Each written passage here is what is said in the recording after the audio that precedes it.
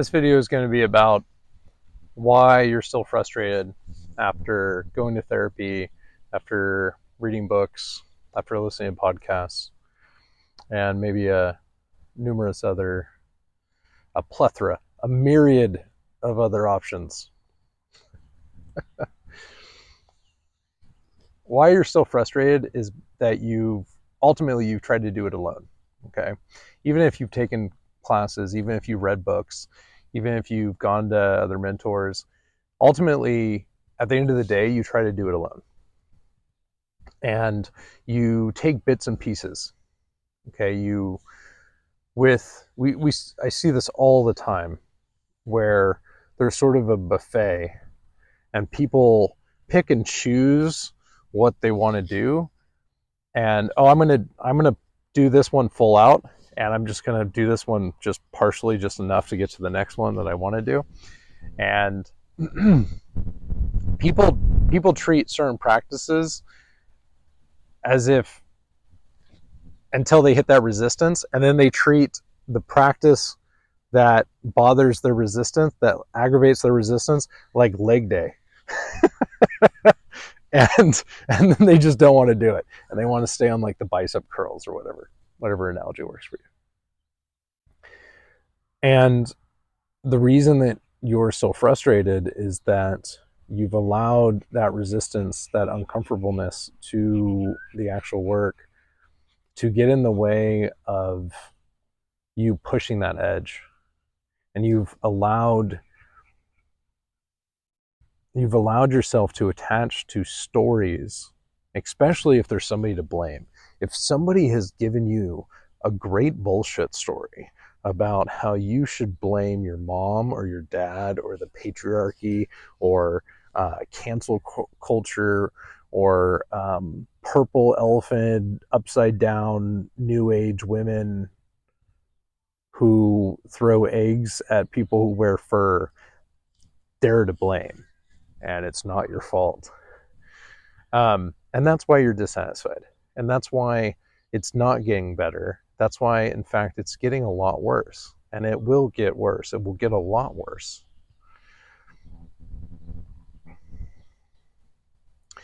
You might have heard stuff like shadow work, men's groups, women's groups, sexual yoga, sacred intimacy. The names don't really matter. They never have. But you've avoided doing a lot of them, or you've signed up to do some and you've done some of it, but probably not all of it. Or for those lucky few who have done all of it, you then stop doing it.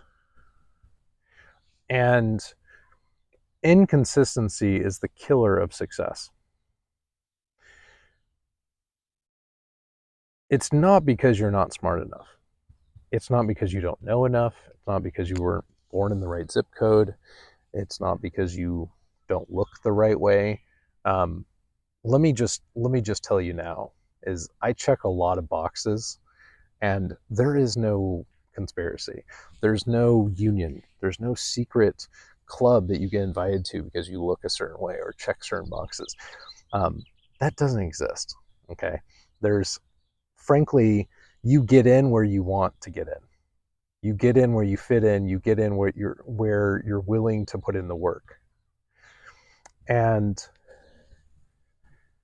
frankly, what happens, and we all do this. I'm no different. I am no different than you. I'm not preaching at you. I'm not lecturing at you. I'm simply sharing with you the experience that I've seen myself do, and I've seen people who I've coached and taught and worked with. And the reality is that inconsistency is the killer. Inconsistency is the reason that you're still unsatisfied, despite all of it. And it's inconsistency because you're trying to do it yourself. We want to self-guru. And that's not a thing. That is not a thing. That is a thing that leads to suffering. So I guess it's a thing there. But people don't live alone.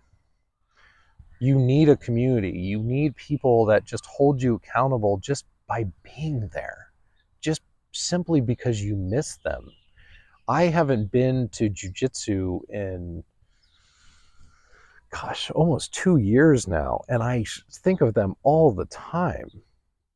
Okay, and I'll return eventually when the body heals, um, and is good enough to be able to do it.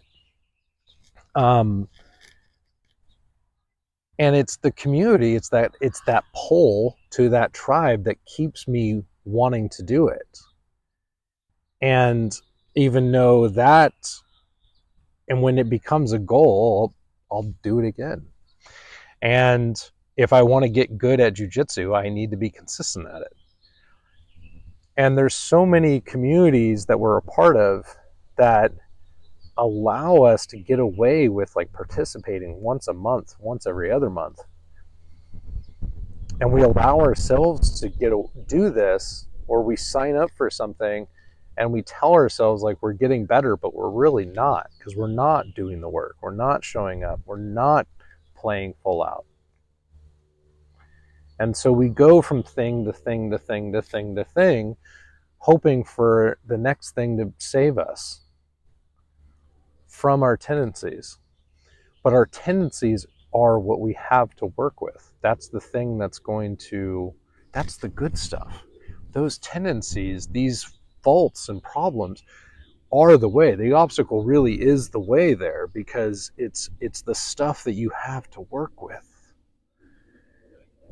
If you're bad at boundaries, that's simply because you have a huge heart of service, of giving. You want to give to people. You want to help people.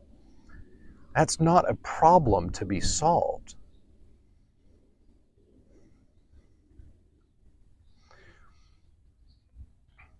Van Gogh had crippling depression and was depressed most of the time, but he didn't wait for Prozac to be invented until he started painting. He started painting because, more than I would guess, that he had a rabid fear of being misunderstood. And it hurt him so much that he was just like, you know what, fuck it, I'm just going to paint a picture. I'm just going to fucking paint it. I'm going to show them what this feels like, what this fucking thing in me feels like. And if you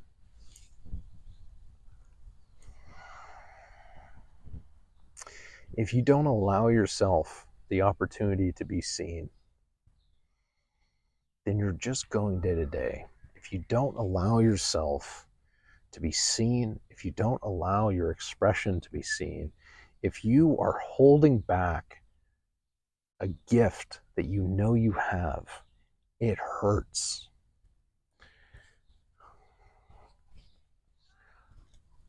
This is expressed of purpose, and people will say, I don't know what my purpose is. I'm not on purpose.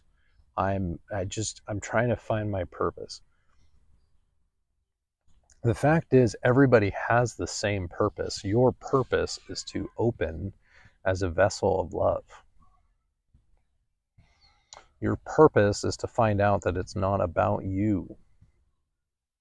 The part that's about you is your unique manifestation, your unique way that you're going to express that purpose of giving love to the world, giving love to each other.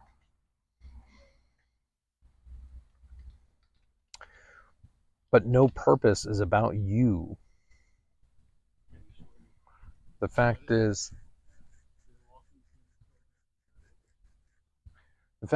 most of you that you think of as you just made up, or somebody else gave you. You didn't come up with your name.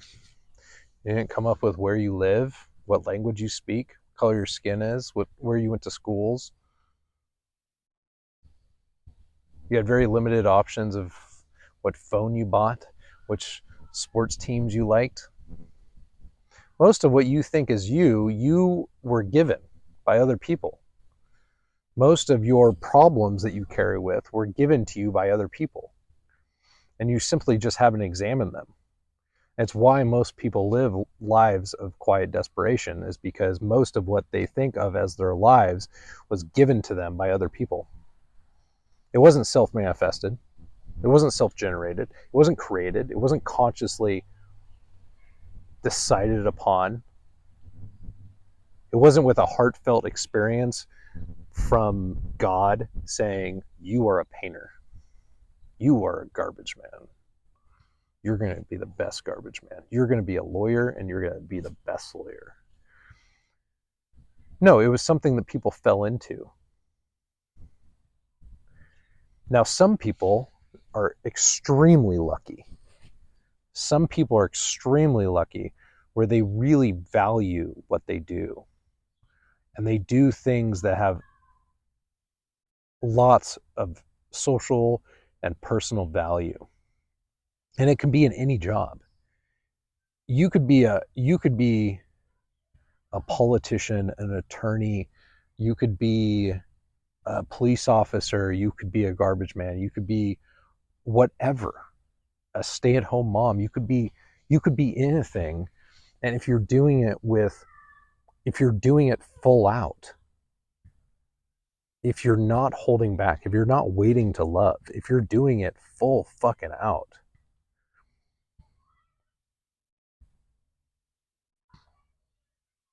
you don't suffer. You're not wondering what your purpose is. You're not suffering in terms of what is my purpose? What should I be doing with my life? You're simply doing it and enjoying it. Even when it's difficult, you're sleeping well. So the purpose of community is much like this video right here. And if this is helping you, if it's resonating with you, if you're having a connection to this, then I ask you to send it to somebody that you care about and you feel that it would help. And I'd also welcome you to practice with us, practice with the community, and practice being seen in any manner you can. Some people can't turn on their cameras during the practices and are doing breath work and meditation with us with their cameras off, because that's their edge and they're not ready yet. And that's completely fine. There's nothing wrong with that. They're still doing the practice. If simply showing up to class and doing breath work, doing meditation, learning conscious communication, learning how to heal past traumas and past wounds, learning how to get rid of shame and guilt, unnecessary shame and unnecessary guilt, how to live a more transparent, authentic life. If you're not practicing that, or if you're not practicing that, then you're in a tremendous amount of pain right now. And I'm truly making this video for you. Truly. And if you are practicing that to whatever degree, I'm thanking you. I'm truly thanking you. And that's what the sacred community is for. That's the purpose of it, is I'm not going to be, there's certain things that aren't going to be shared on YouTube.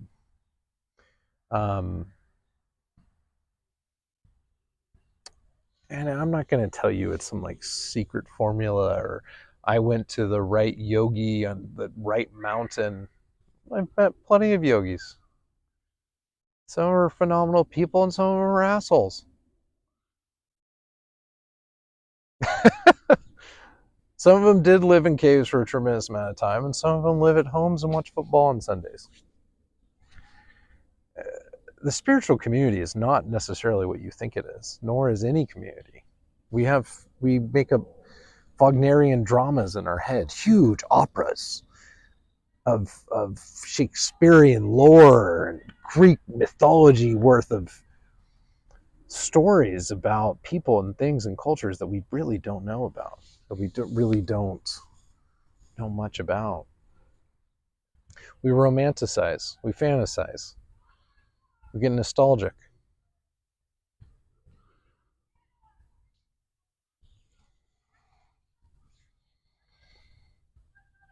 But the practice remains the same, and it's been there since the Upanishads and before.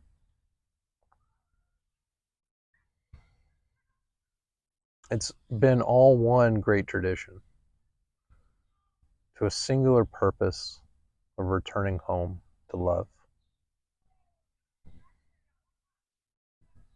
That's it.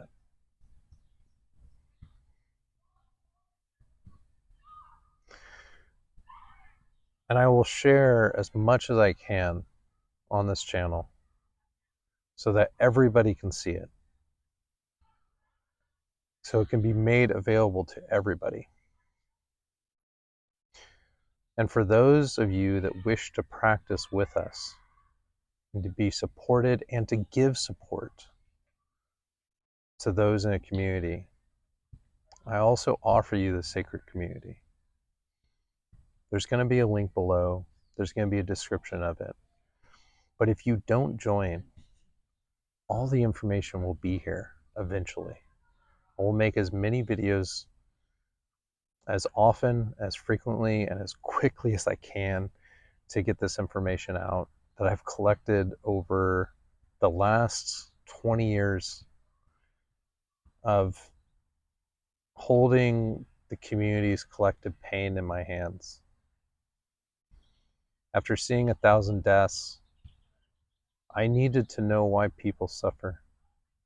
Not just in the last moments of their life, but day in, day out. Why I was suffering. Why my loved ones suffer. Day in, day out. Why people... I recently coached someone who had more money than they could possibly spend reasonably.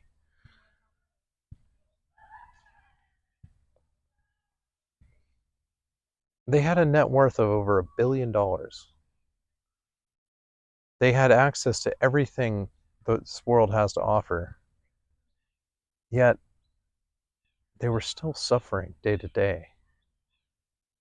They still were seeking something to heal this hole inside of them. And coaching them through that, and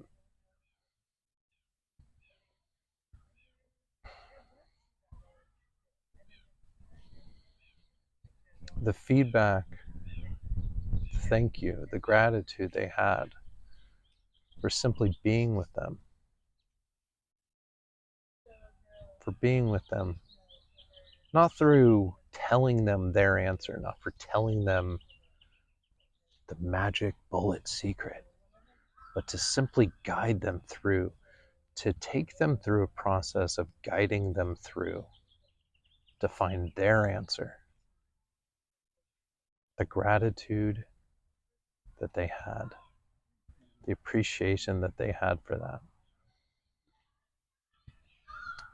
It was one of the most beautiful things I've ever experienced.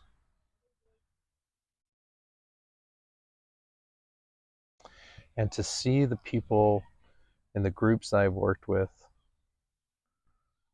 Not too long ago, I worked with a man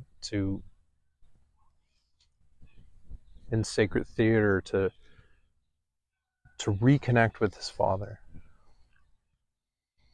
And he was able to make this reconnection with his father and to honor his father, and then also make boundaries with his father, and to earn a level of self-respect that he was then able to take home with him on the holidays when he saw his father again, that he says he's never forgotten.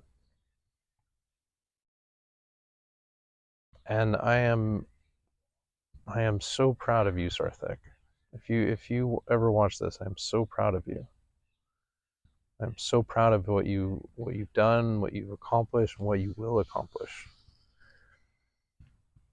I'm so proud of all of you, all of the people who I've worked with, all the people I've coached, all the people I've done practices with. I'm I'm so proud of all of you. I'm proud of the mentors I've had. I'm proud of the masters I've humbled myself to just throw myself at their feet and beg for their instruction. And then after so much time, after 20 years being told that it's now it's now my time to go and guide people on their own journeys. It comes with such a gravity to it, such a seriousness to it, that I take it very, very seriously.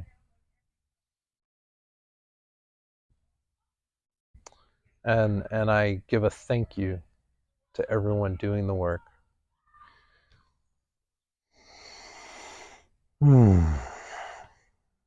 So this channel will have many practices on it. I will even put some sessions sometimes. And I will give you all of the secrets. I will give you everything that I know. And I also hope that you don't wait on this. I hope that you don't believe that you have time. You don't.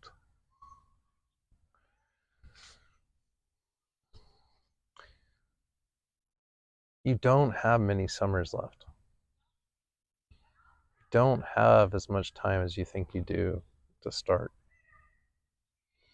So if this resonates with you, I hope you share it.